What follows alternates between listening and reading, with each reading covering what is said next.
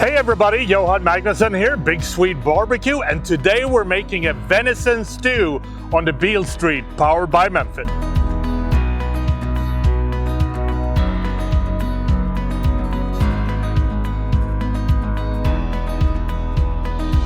So when you make a venison stew, you don't have to use the fine cuts. So I've used a lot of venison trimmings that I've saved from roast and tenderloins, and the only thing that I did with them was to cube them up so they have a similar size.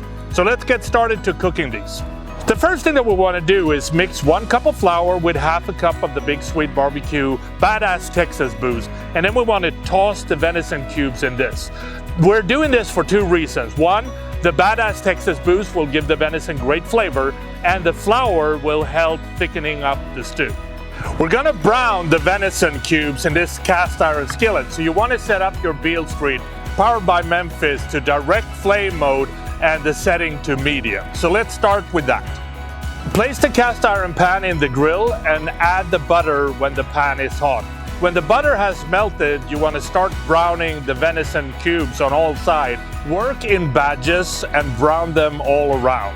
When all the venison is browned, take it out and put it aside. Now it's time to throw in the carrots and the pearl onions and brown these as well. When the onion and carrot has good color, you want to deglaze the pan by adding the wine and then add back the venison cubes. Reduce this slightly and then add the beef broth.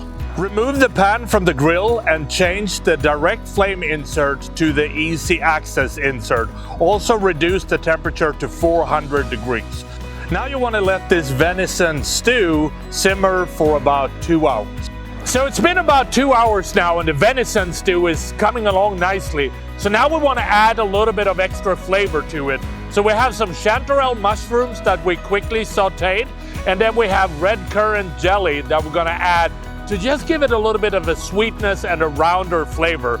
So add 2 cups of the chanterelle mushrooms and 2 tablespoons of the red currant jelly to the venison stew, and then cook without the lid for another 30 minutes. And that is how you make a venison stew with carrots, pearl onions, and chanterelles on the Beale Street, powered by Memphis.